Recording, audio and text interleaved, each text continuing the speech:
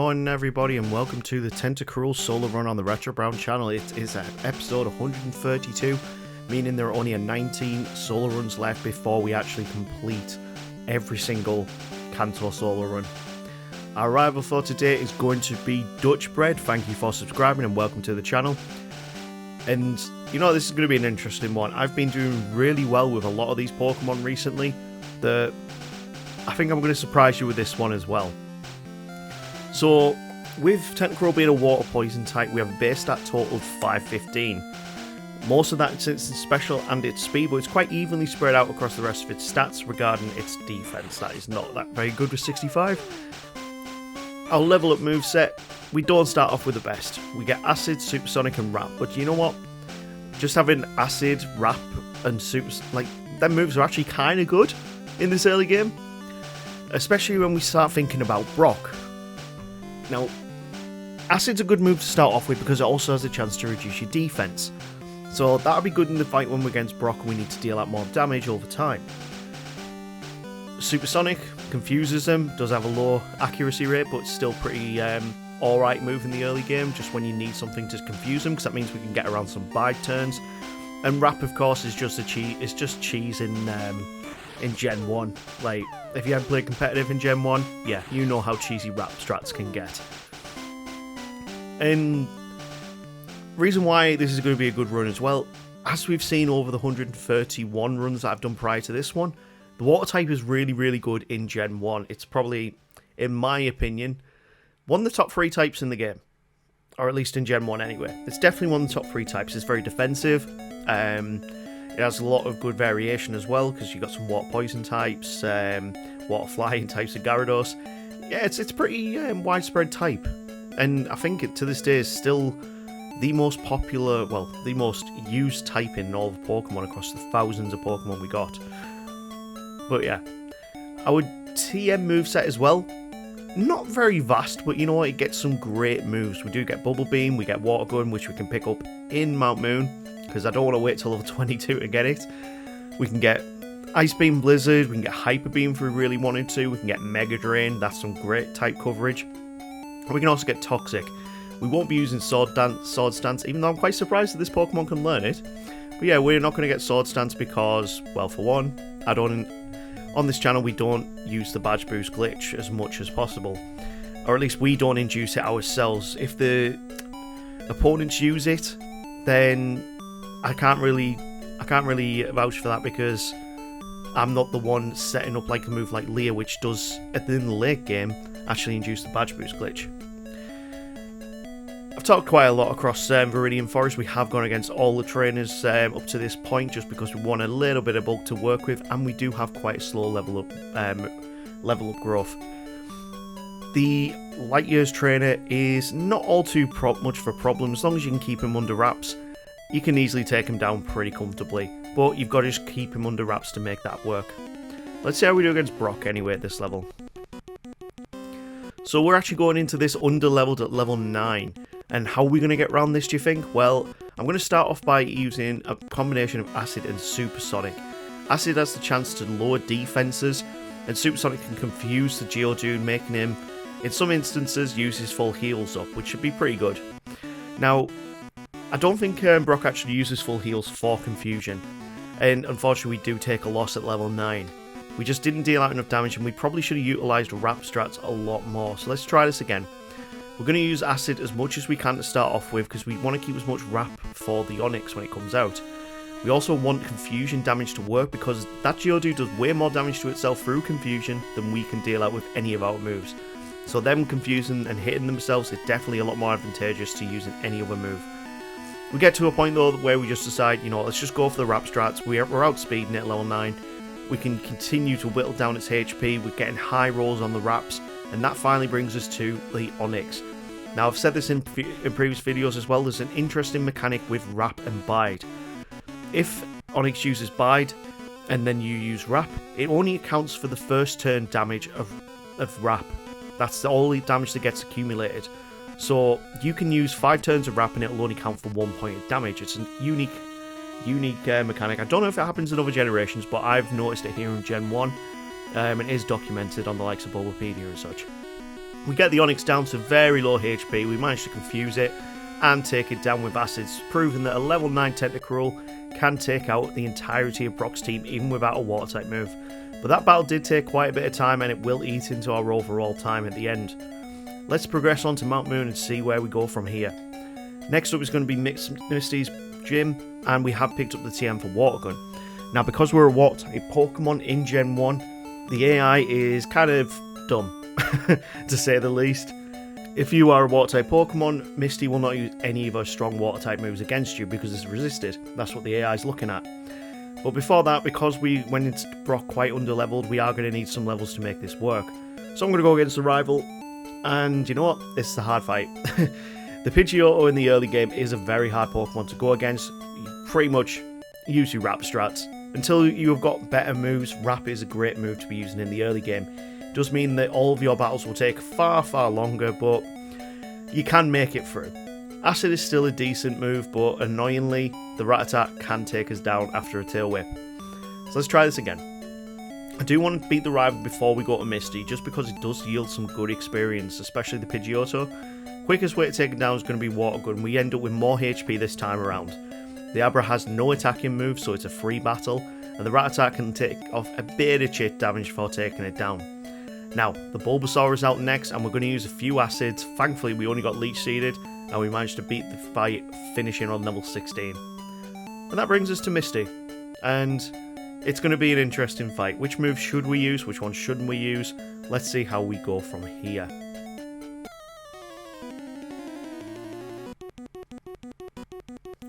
So Misty, of course, starts off with a Staryu at level 18. We're going at this level 16, and we managed to get through the Staryu without we've only taken one tackle.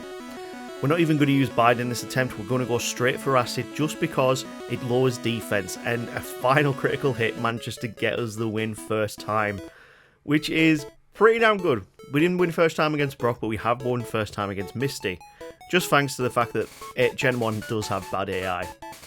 Or would you consider it good AI for them looking at type differences? That's up to debate. Put it in the comments.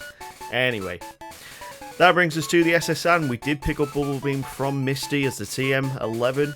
We are going to use it because it gives a very good stab move for us and the best water type stab move until we get Surf in the Safari Zone. You might be thinking, looking at the level up moveset, that we're going to need Hydro Pump. I don't like using Hydro Pump. Just for the fact it's got 8% accuracy.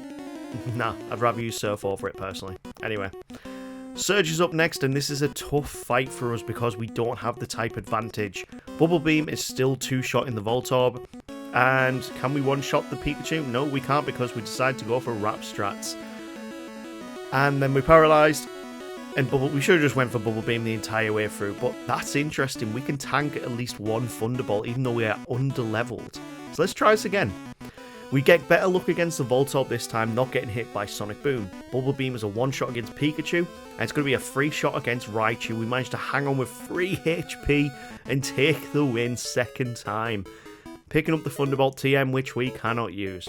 I'm pretty sure I've seen in other generations that Tentacruel can actually use Thunderbolt. I might have to look that up because I'm sure that I've seen it on some video somewhere. But it might be in a quick GG or a chill and play video where they've got randomised moves, but oh well.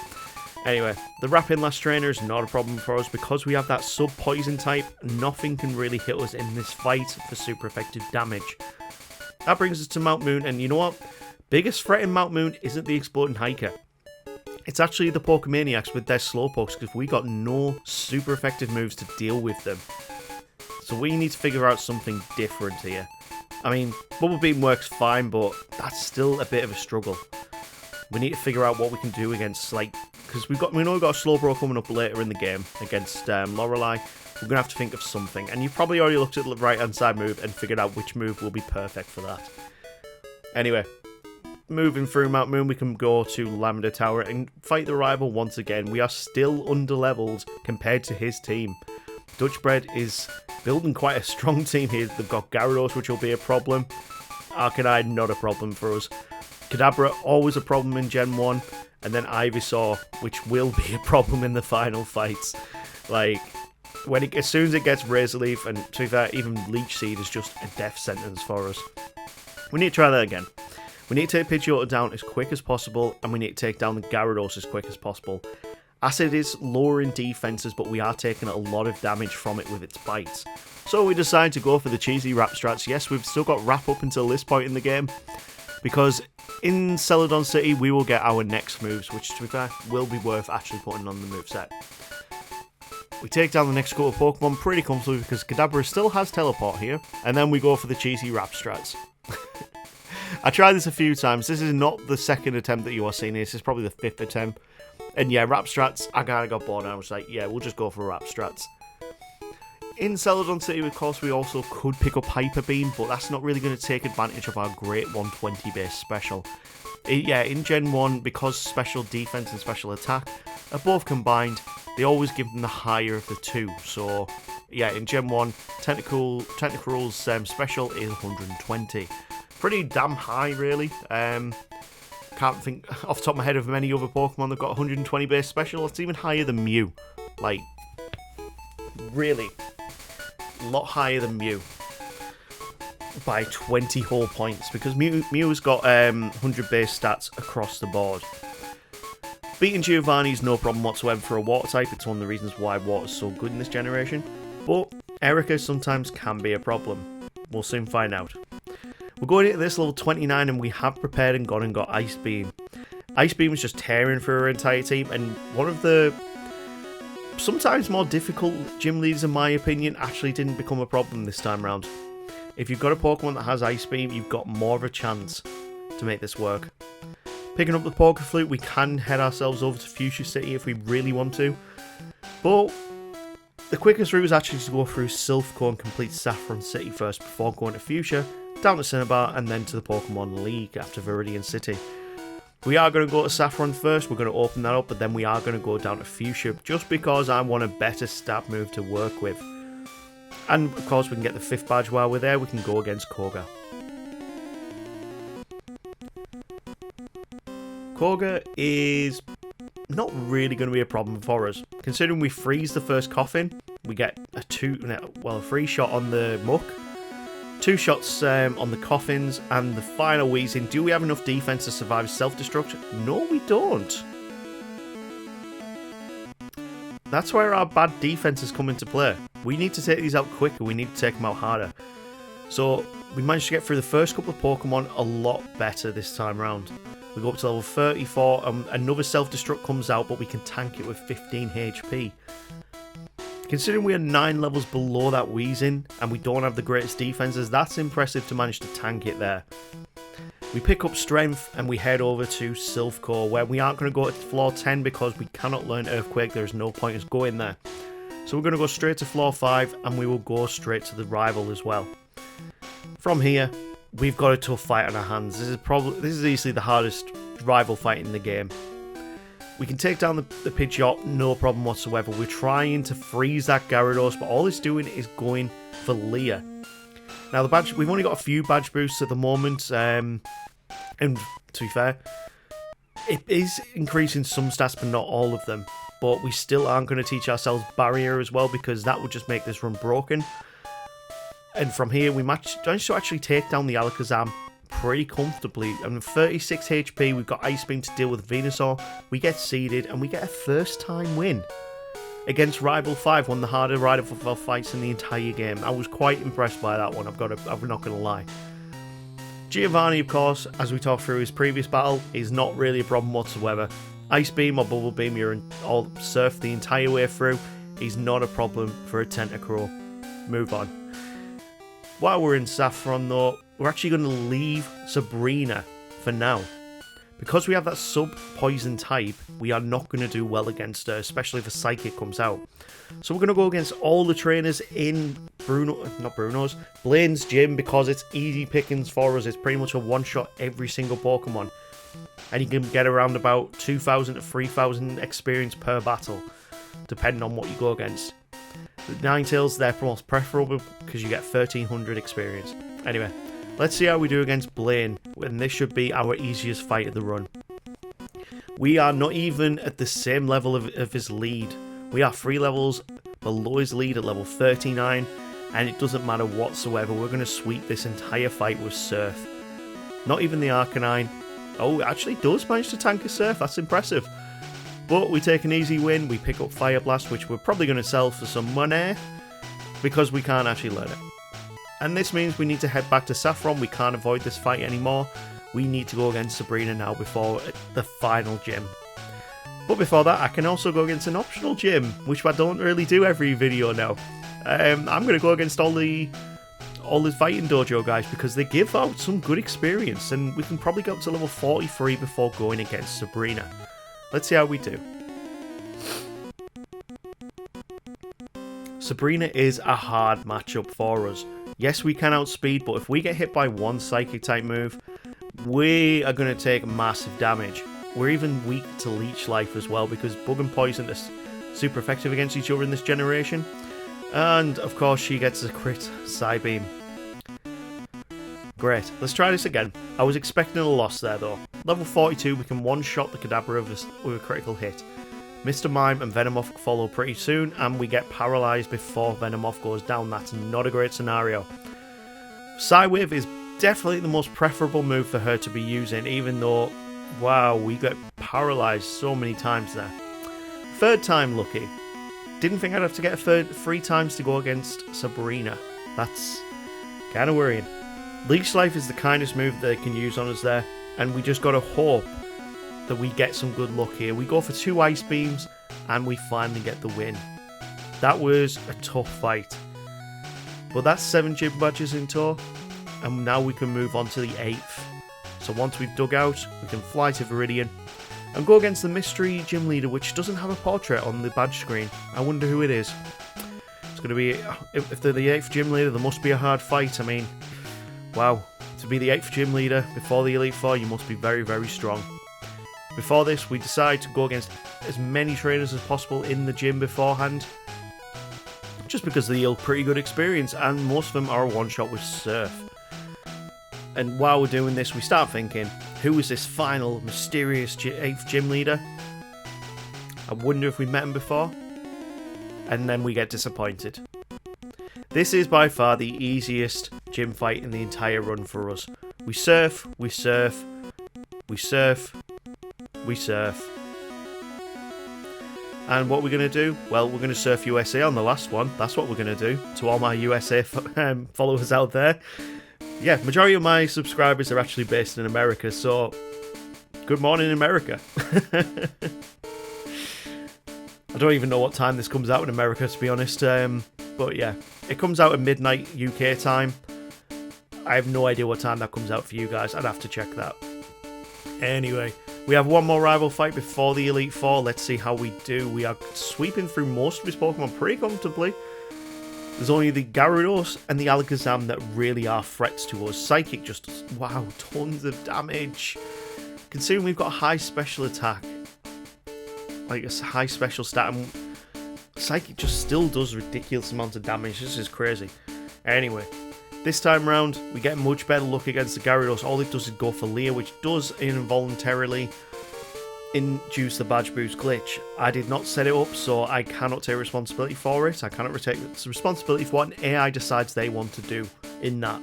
Like, I have no control over it. Anyway, we beat the rival second time. Dutch Bread, you have been fantastic so far. Let's see how we do against the league. And before we even think about what we need to do for the league, we need to switch up our moveset, because so far we have not been using the optimal moveset for the league. You'll see very, very soon which is going to be the perfect move. And yeah, I mean, come on, it's going to be an obvious one. We've been going special attacking the entire way. Why would we change that up now? Now we've gone to Victory Road. Let's see how we do against Lorelei. Lorelei, of course, starts off with a fan favourite here with Dewey the Dugong, and we're going straight for Mega Drain, which does barely any damage. So what can we do differently? Well, we have kept the move Acid this entire time. Reason why, this Dugong, because we'll only use the move Rest because we are a Water Poison type, and her AI says that Rest is a Psychic type, it is super effective against a Poison type, therefore I will just spam that move. Perfect thing about Acid though, it lowers defense, so the more that she stays asleep, the more that we can lower their defense and get through comfortably. We can then use Mega Drain against the Cloyster because it doesn't have great special, meaning we can pretty much get back up to full HP each time we use it. Slowbro is out next, and this is the more annoying one to go against. We need to keep the acids up because lowering the defense is probably the best thing here. Jinx, not a problem for us whatsoever, we just need to use a couple of surfs. And when the final Lapras comes out, there's only one move to be using here. We need to use Mega Drain to recuperate all the HP that will get done on us from using Body Slam. And yeah, this does work, but not every time. We are level 46 going into this though. I think that's probably the lowest that I've actually been to start this fight, or at least the league in general actually. Maybe Mewtwo was around about the same level, but I don't think that Tentacruel will be on the same level as a Mewtwo. Gonna be close though. A little bit of foreshadowing. Anyway, back in the Lorelei fight, we changed it up a bit using different moves at different times. We need to keep Mega Drains for the final Lapras, and we need to get through this Jinx as quick as possible without taking very much HP. Annoyingly, we take just about the same and then go into the Lapras. We don't do as much damage with Mega Drain this time round because we haven't been hit by any other moves, but it doesn't matter. They use pretty bad moves against us, and we start going for the acids. I start going for Surf just because it does a little bit chip more with Stab, and we finally beat Lorelei at level 47. Yeah, that doesn't happen all too often. Bruno's up next, and come on guys, it's Bruno. We just surf our way through the fight. We surf USA. Imagine a Tentacruel on a surfboard just shouting freedom with an American bandana on. Oh, today is a weird day for me. Anyway, let's see how we do against Agatha. Now this one is a tough fight for us. We don't have any super effective moves, so what can we do? Well, we do have Ice Beam, we do have Mega Drain still, which can recuperate tiny bits of HP. If we can get one of her Pokemon frozen, we might have a chance to get back up to full HP, giving us the best chance to get through this fight. We take a lot of damage from Nightshades and Confusion. We try and get the Arbok to sleep, but no, then we get paralyzed with Confused. Para-Confused just is our downfall here. Let's try this again. We are still under level 50 doing this here. We get put to sleep, she switches into Golbat and then spams Confused Ray until we wake up. 2 Surfs will take it down pretty comfortably, bringing us into the Gengar again. 1 Surf takes that out, and then 2 Surfs will take out the Haunter. We're on 54 HP here, and then the Arbok gets frozen. Perfect scenario for us to Mega Drain up, meaning when she switches into this Gengar and uses Nightshade, we can at least tank one of them. But there we go. Bit of luck, but we can beat Agatha under level 50 with a Tentacruel. Lance, on the other hand, let's see how we do. Gyarados is up first, and this moveset we've got works. It really does work. We need to get that Gyarados to frozen as quick as possible, and then we need to Mega Drain it. If we can get back up to full HP, we can just Ice Beam our way through the rest of this fight. And you know what? I might have alluded there saying that this might be a hard fight. It really isn't for a Poison type. 3 of his Pokemon have got Psychic type moves on their movesets which do no damage whatsoever. Meaning there's only 2 threats on this entire team that you need to worry about. Gyarados and the Aerodactyl. And you'll see as soon as we froze it as well. As soon as we get past this Aerodactyl, this Dragonite will do nothing to us. It's just going to go for Barrier, it's just going to go for Agility. We can beat Lance first time under level 50. That all changes when it comes to the champion though. The champion is tough. We are going in at this at level 50. We need to get freezes. We need to deal out big damage against the likes of Alakazam. And yeah, we don't want to see Psychic because that is a one-shot on us. Dutch Bread is bringing everything to the table here. We can surf the Pidgeot down in 2 shots. Alakazam will go down in 3 surfs, which is not great. Oh, we get a critical. That's perfect. Because we're at full HP, we don't need a Mega Drain, and that brings us into Gyarados. We don't get a freeze, but 2 to 3 Ice Beams will take it down. We've got 138 HP to deal with his last Pokemon. 2 Ice... Oh, no. No. Finally, we woke up. We don't have to worry. We woke up. That could have been scary. But there we go. Now, this is a good Pokemon. Level 54 can beat the league at under 3 hours. Yes, this is an SS tier Pokemon. And a very good high scoring one as well, with only at level 54. Crazy low level, crazy low time. Still not as good as Mewtwo. Anyway, we have not got many Pokemon left. Let's spin the wheel and see what we get first. Well, first up is going to be Coffin. Interesting choice. Let's see what we get next time. Not too sure what I think about this one, really. I think I'm going to go with Coffin. Yeah, we'll go with Coffin. Get that one out of the way. If you got to this point in the video, guys, please smash that like and subscribe, you legends. And we will see you next week for the Coffin run. Take care.